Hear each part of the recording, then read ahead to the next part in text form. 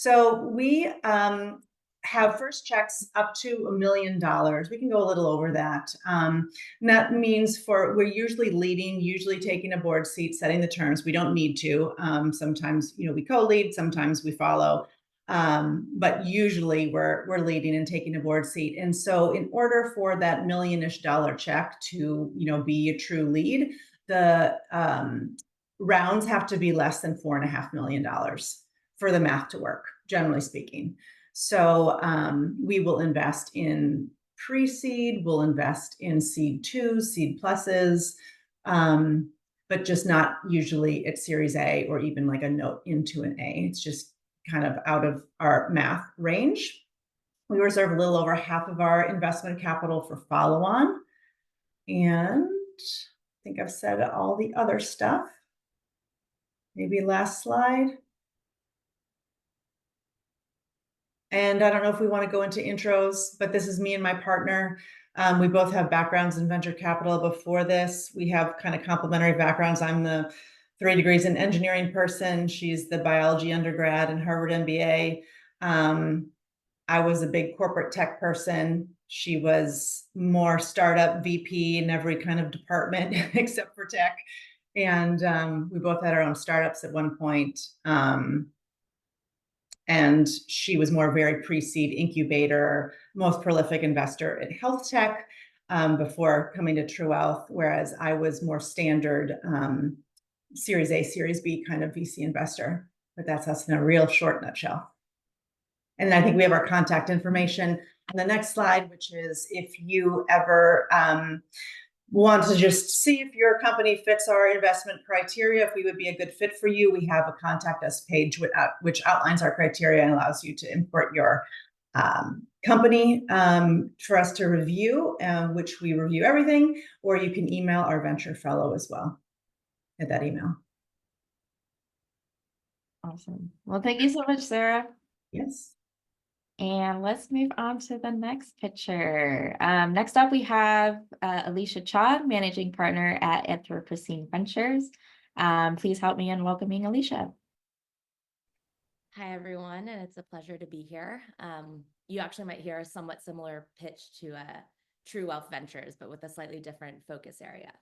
But as an introduction, my name is Alicia Cha-Humphreys, and I am a Managing Partner at Anthropocene Ventures, an emerging fund manager in the climate tech space. I'm just going to be speaking through my time. We didn't really have a slide prepared, but if you want more information, we have a lot on the website. But Anthropocene Ventures is a pre-seed and seed stage venture capital firm that invests in hard science, deep tech, and novel engineering technologies that are building businesses that will realign the global economy with the globe's ecology. That's our way of kind of being a generalist investor into the broader climate sector. Our average check size ranges from about $250K to $500K for pre-seed investments, and then up to $750K for seed stage investments. Dissimilar to True Wealth Ventures, we typically avoid digital or software solutions that are tackling climate issues, since we are exclusively focused on deep tech and hard science companies for our first 2 funds. As an emerging fund manager, we recognize that there are sectors within the climate space that are underfunded and overlooked, but still absolutely critical to the success of our transition to a greener and more sustainable economy. In order to be successful in reaching our goals by 2030 and beyond, we believe that we must take both a top-down and bottoms-up approach, and where we feel like the latter is significantly underrepresented in terms of funders. As a society and species, we believe we need to reindustrialize the global economy with new technologies that can create the foundation that will support the next generation of sustainable infrastructure. In other words, we believe we need to adopt new sticks and bricks to rebuild our economic pillars. And we believe that the reality is many of these technologies are coming from deep tech, hard science innovations created mainly by scientists and R&D labs. And these are going to be pivotal on creating the impact that we need to see around climate change and humanity's resiliency.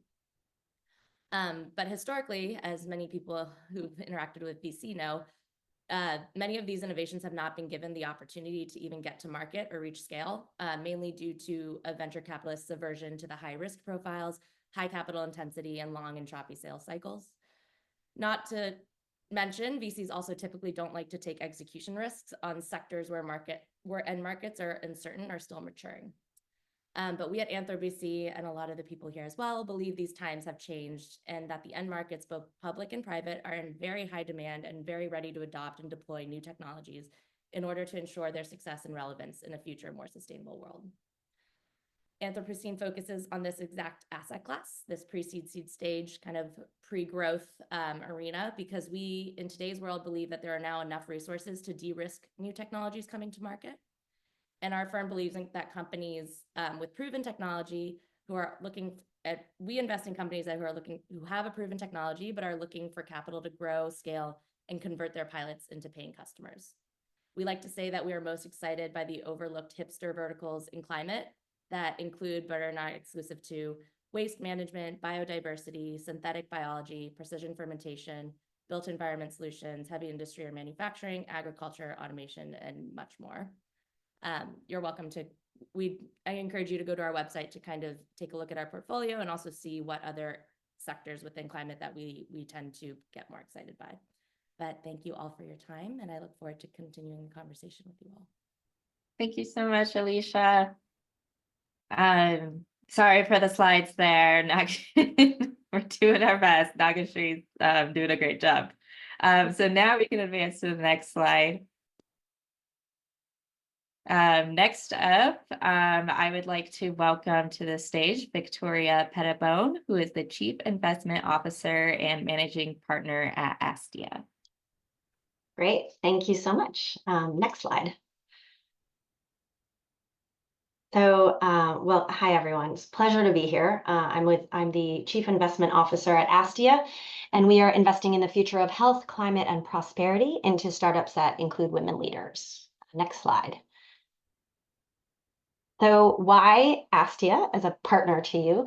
Well, first off, we are experts in investing in women-led companies. And the truth, as you all know on this call, is that the market is different for inclusive teams, the journey is different, and the exit has all sorts of, the whole journey has different challenges and opportunities when you are an inclusive team and don't look like the majority of what's out there in venture. And this team has been working in that space collectively for over 70 years.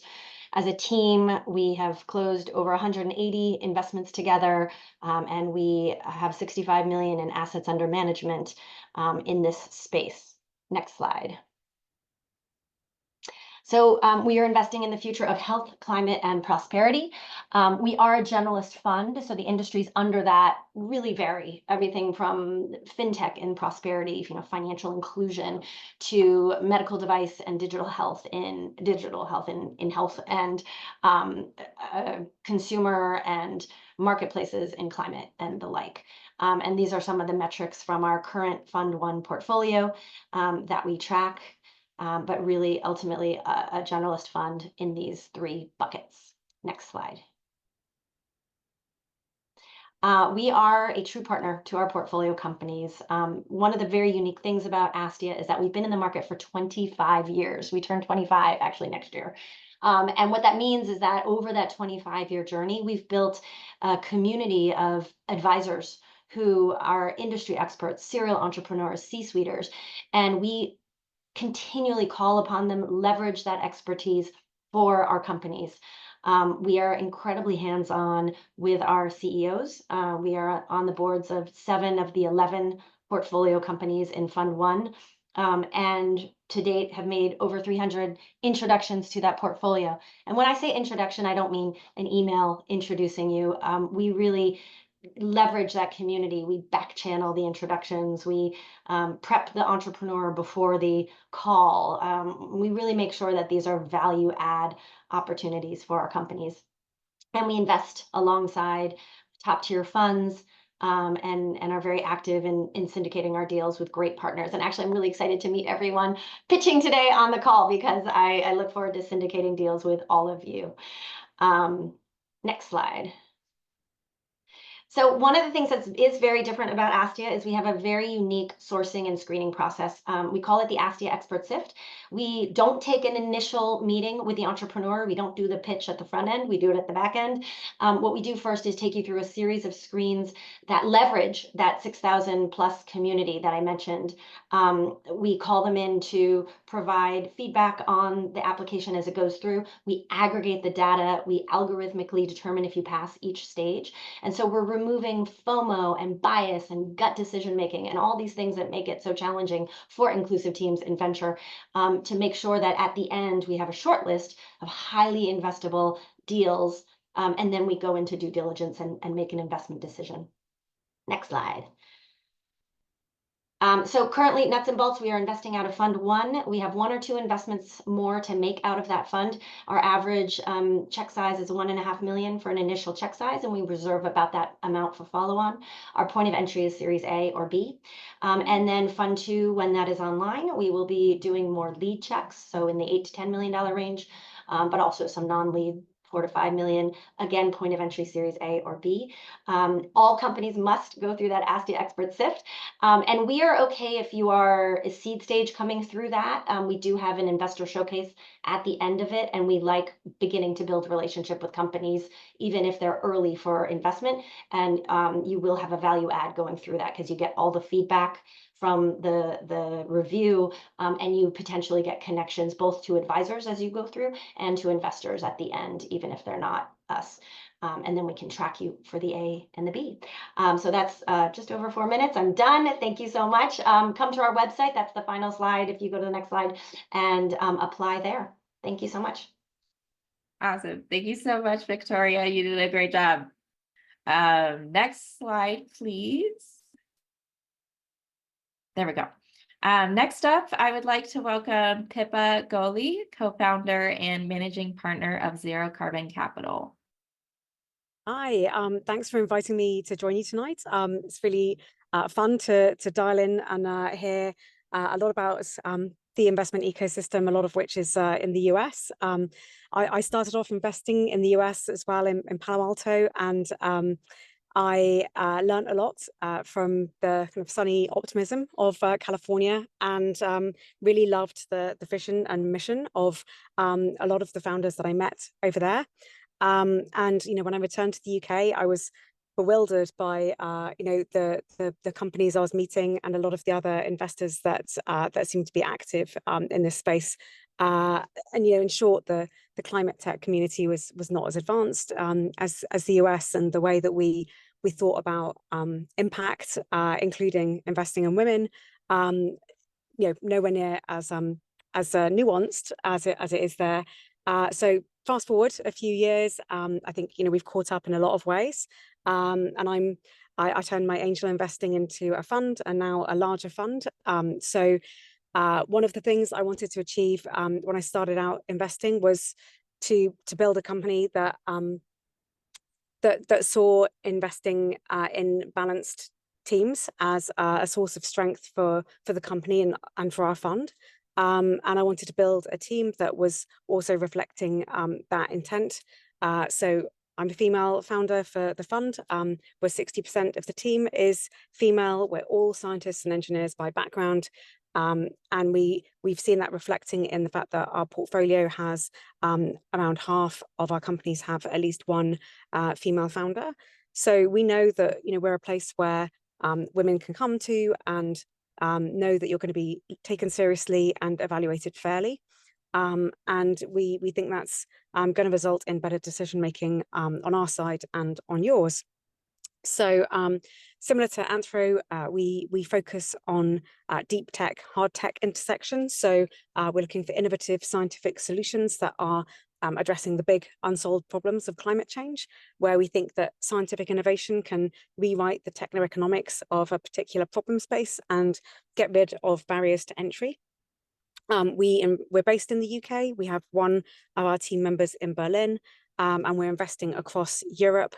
And we're very keen to collaborate with founders and investors around the world, but in particular in the US, to find support for our companies as they grow and they look for follow-on investments or customers around the world and including the US. So please get in touch. I'm quite easy to find on LinkedIn or through WCS, and would love to meet more of you and share more about the opportunities over here as well.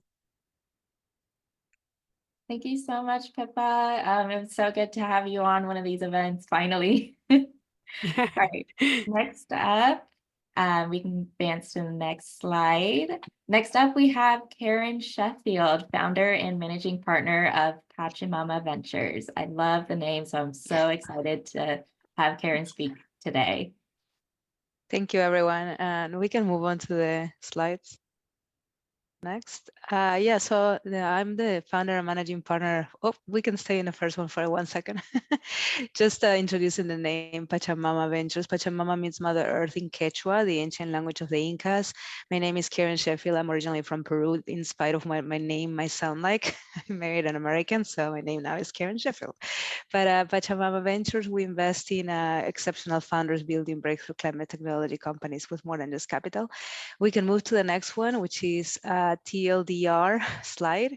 Summary, just for if you don't remember anything, just remember these things here. I'm a Fortune 100 finance executive who has witnessed corporate investment in climate over the last 2 decades. So the insight is essentially that the corporate capital flows are what translate into ultimately climate tech innovation and growth. The capital is coming heavily from those players, and they have increased the interest over time. So portfolio highlights, we might be a young firm. We just went full-time after I stepped down from Visa in May, but we already have 2 portfolio companies, and those are expected to hit revenue growth of 10x this year versus last year when we started engaging with them. They're also expected to have a markup within the next 6 months. So really excited to announce that next. And then we're in due diligence with 4 more to add to the portfolio by the end of the year. Next slide. And yeah, as I mentioned, I'm a Fortune 100 finance executive. The last 16 years, having worked at companies like American Airlines, Sabre, PepsiCo, Visa. So a slightly different background for a VC. But what I bring is that financial rigor into my angel investing that started 4 years ago, and that eventually led to now becoming a full-time GP.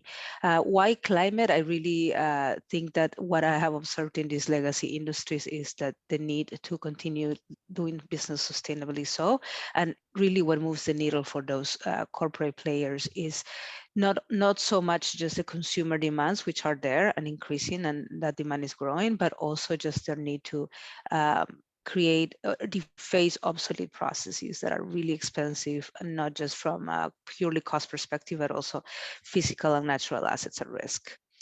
We can move to the next slide. So the thesis of my fund 1, right, which is a $5 million small debut fund, is what I was mentioning a little just now, which is industrial 3.0 is essentially the same as climate industrialization.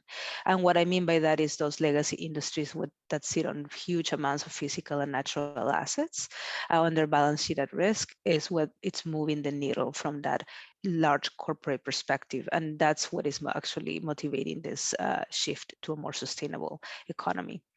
The second thesis tenet is the capital allocation rules king. So really, in order to be successful, these small climate companies, as they grow, are going to need to really understand how to spend their money to meet objectives and establish ROI agenda and meet those goals, right? And from an ROI perspective. So a finance background and expertise is actually helpful, and that's one of my tenets as a VC now. And then third, and last but not least, is the commercial wins are actually what leads to value creation. And so the perspective there is, because I come from that background, having grown businesses and units from millions of dollars to billions of dollars, I have a keen understanding of go-to-market strategy, pricing tactics, financial plans for growth, and all of that, which is helpful for portfolio companies at the early stages. We can move to the next slide, and I'm going to keep it brief. I'm probably going to talk to this one and then just very quickly touch on the portfolio companies because we're now at 4 minutes. So as I mentioned, we're a 5 million debut fund, pre-seed and seed stage, US-based preferred investments, and we only invest in essentially B2B or what we call like industrial, right? Hardware and software alike, no B2C, no marketplaces, and no products for massive consumption. We loved experienced founders, and so what the definition for me of exceptional is founders. They can be first-time founders, but I really want to see that technical expertise coupled up with commercial, right?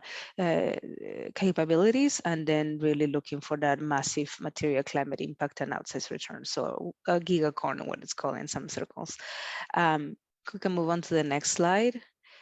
I'm just probably going to skip over my 2 portfolio companies in the interest of time and just move on to 2 more, I want to say. Can we? That one.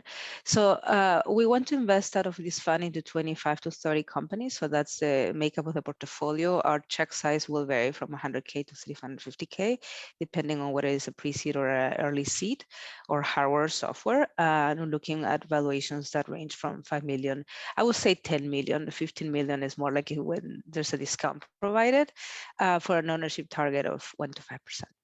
And I'll just end there. Thank you so much for your time, everyone. Thank you so much, Karen. All right, let's move on to the next picture. All right, next up we have Mary King, who is the Vice President at Aligned Climate Capital. Mary, take it away. Hi, everyone, great to meet you. You can go to the next slide. I'm a vice president at Aligned Climate Capital. Aligned is an entirely climate-focused asset manager. We have 3 strategies, 2 of which are very infrastructure-focused, again, only climate. And then I saw on the venture side, you can flip to the next slide. On the venture side, we invest seed to Series B, $2 to $10 million checks. Pretty flexible, lead or follow, happy to be creative on structuring to the extent that it's in management's best interest. But we really focus on investing in proven solutions that are ready for commercial scale. So once the excellent earlier stage breakthrough technology VCs have invested, and now it's time to go either get assets on the ground, sign contracts, deploy the technology. We tend to get involved in companies in clean energy, electric transport, efficient buildings and infrastructure, and sustainable land use. But we're pretty creative in how we define those to the extent that there's a real decarbonization impact associated with the solution. Go to the next one. So Aligned is really focused on adding value to our portfolio companies, and there are a few main ways that we do that. Kind of the first and what we're probably best known for is identifying pools of non-dilutive capital. That often includes government capital and is kind of paired with this policy and regulatory angle that we often take to companies, which we'll discuss more when we get to the team slide. But we're also very helpful in raising project finance, lines of credit, and just general capital formation for subsequent rounds. Most of our team comes from, some form of finance background in addition to energy experience. In terms of the government space, often federal or state level grant programs or loan programs, policy insights. We've formed our team and also our advisory board based on experience in those areas and ability to give advice and guide companies. It also allows us to kind of underwrite companies a bit differently than most funds that are less comfortable maybe taking that regulatory or policy risk. Partnerships, deep experience in the industry across the team. So there tend to be quite a few opportunities for making those introductions, especially across the other fund strategies we have that open up, opportunities with later stage investors or funds. And we, because of the kind of private equity, private credit, infrastructure background, are able to guide companies and management teams as they face kind of the corporate governance issues that you tend to hit as you get a bit later stage, Series B, Series C. Next slide. This is a bit about the team's backgrounds. I won't go into too much detail, but Peter Davidson ran the Department of Energy Loan Programs Office under the Obama administration.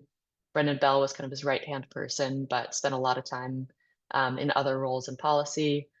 Jamie Rubin also spent a career in state level policy, as well as private equity. And then the rest of the team kind of has experience in energy, climate, infrastructure, and investing. My background personally was in private credit and non-control private equity prior to coming to Aligned. Next. This is our advisory board.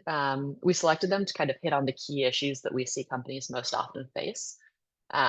So we have, the more traditional finance, later stage fundraising aspects. We have deep operational expertise, especially between Arvin and Steve Rader. We have folks that worked in both for-profit and nonprofit philanthropic investing to kind of open up additional pools of capital. And Audrey is an icon in the kind of energy regulatory space, having run a grid operator, a couple of grid operators, as well as PUC experience and private sector experience. Next. And we take very seriously our impact. We have a VP whose entire focus is on ESG and impact. We track a lot of statistics related to both climate impact and ESG risks, but also DEI.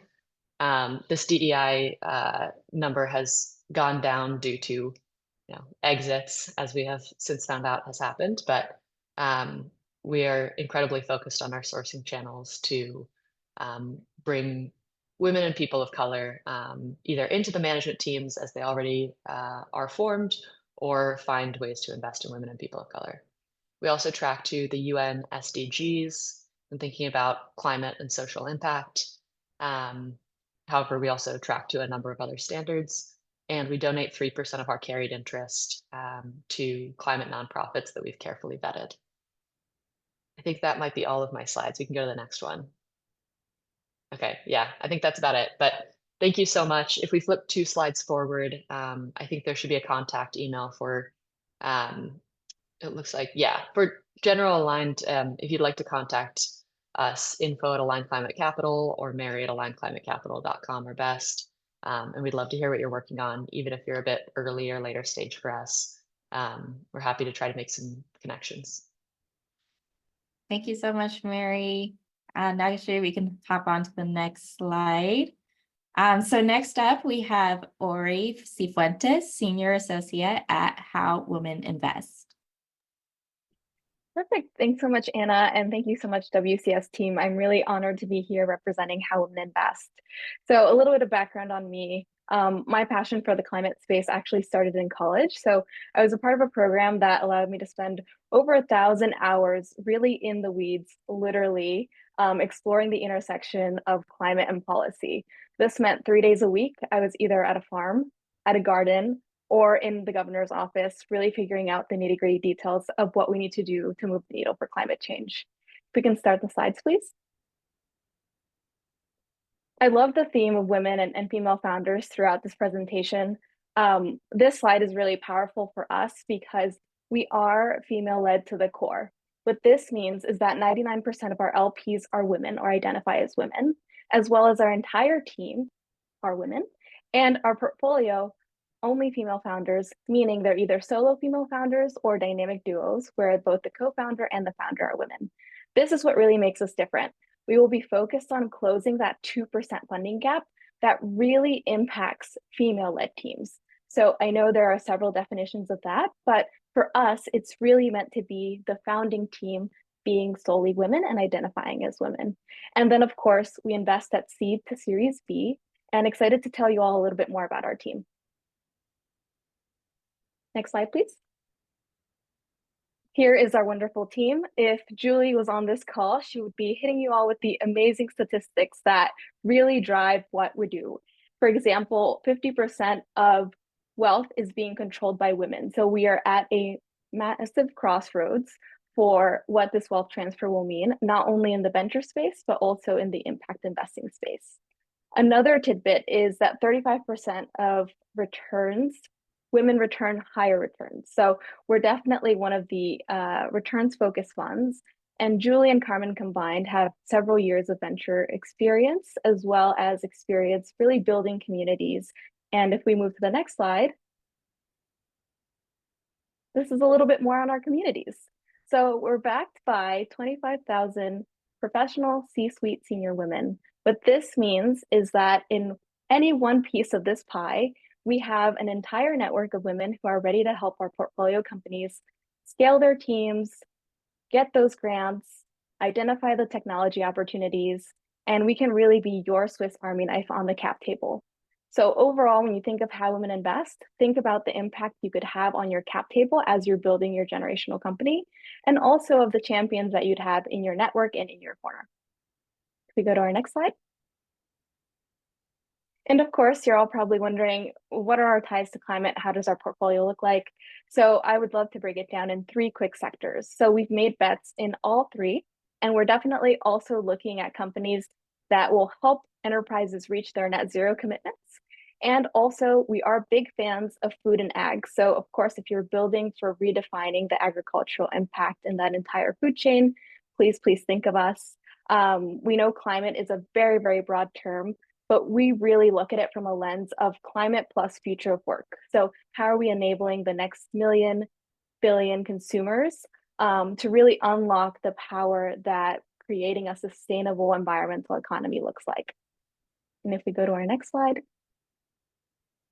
Our process is pretty transparent. We're pretty much an open book as a fund. So if anyone on this call is interested to pitch, you can go right to our website, howwomeninvest.com/pitch. That really kicks off our process. We review every single application every Monday afternoon with both of our partners. And of course, that really kicks off everything from steps 3 to 5, which is pitching to our team once. We get into the weeds in terms of product demos, financials where they're applicable. And then, of course, last but not least, before we go to our investment committee, we always check in with the founder and other co-investors to make sure all the dynamics make sense. So we're definitely here to be a friendly investor in your corner.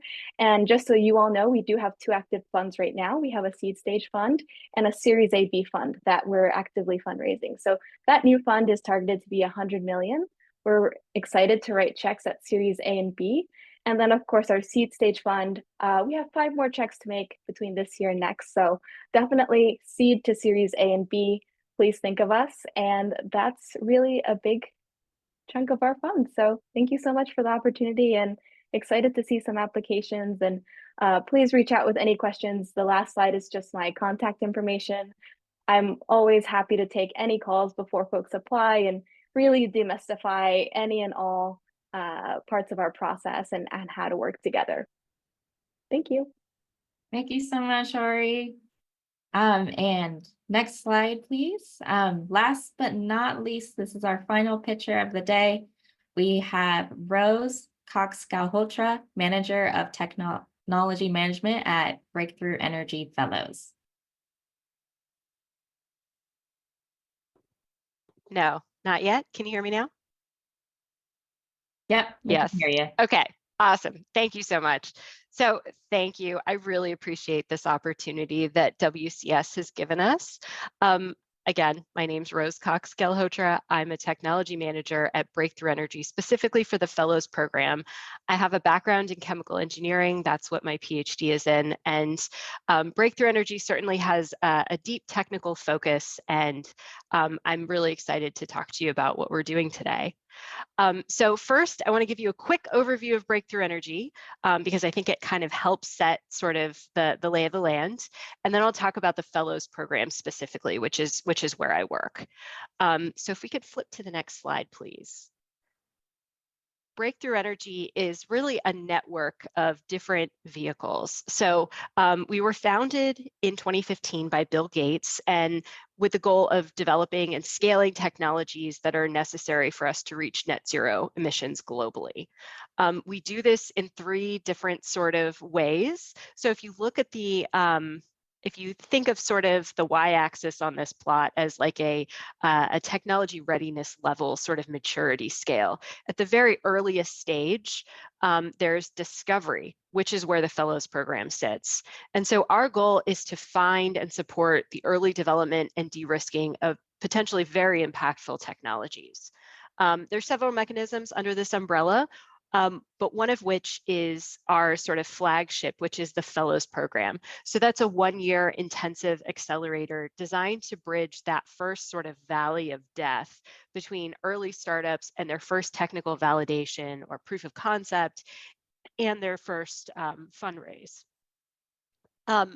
Later on, there's Breakthrough Energy Ventures, which is our traditional venture capital vehicle, developing companies that are a bit more mature, have a little bit more of the technical and commercial de-risking taken care of. And then Breakthrough Energy Catalyst is really trying to support first-of-a-kind demonstration projects where they work with a variety of corporate and financial partners to develop financial vehicles that are really going to allow these technologies to reach the market and get adopted. And then underlying all of that, we have a policy team that works in the US, in the EU, and also in Asia Pacific. So if we take a look at the next slide, let me talk a little bit more specifically about the Fellows Program, which again sits at that very early stages. So in the Fellows Program, we're really looking for innovator fellows in particular, which are people who have developed technologies that are ready to come out of the lab as a startup, but haven't really developed to the point where their risk is retired enough for example, a venture capitalist to be interested. Still a little too risky, but there might be something there, and so it's worth investigating. So we're looking for innovator fellows who are startup founders with a breakthrough climate technology. They join this program for a year to develop their technology and get it further down the road toward commercial readiness. Our fellows have typically raised under $2 million in dilutive funding and are at TRL 1 to 4 if tech readiness levels are kind of a common framework we can draw from. Their technology has the potential to reduce greenhouse gas emissions by 0.5 gigaton per year at scale, at a minimum. And so that means the technologies that we support are often difficult to abate industries like cement or steel or agriculture. So like several of the investors who you heard talk today, hard tech solutions are really something that we're focused on. Our fellows can be anywhere in the world and receive support, and we really want to help with technologies that still have, again, a lot of technical risk.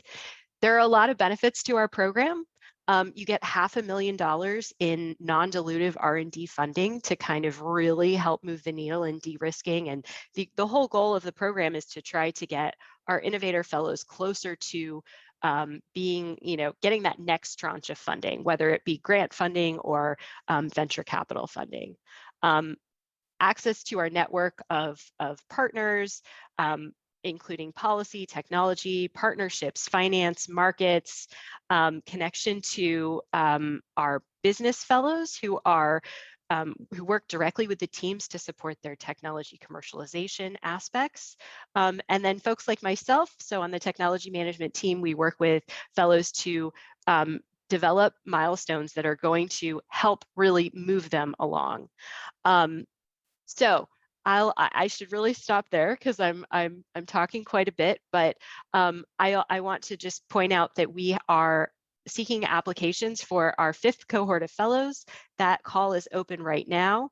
Applications are due December 2nd, and I put a link in the chat earlier. I can paste it again, but please, if any of what I just talked about resonates with you, we'd love you to apply. We've had several female founders in our program and are looking forward to having more and more to come. So thank you. Thank you so much, Rose. All right. And that wraps up our pitches for today. Please join me in giving a huge round of applause to all the pitchers today. As you know, the investors receive a lot of pitches from entrepreneurs, so I love the flipping of that concept on its head and asking investors to give their pitch. And I love the number of women represented in the VC space today. So thank you again. We'll hope to have you on another WCS event sometime soon. All right, so upcoming events. Before we go, I'd like to share some exciting events that we have. So on October 19th, the LA chapter is hosting a sustainability coffee and tea networking event. On October 21st, we will be having a virtual job fair. Next slide.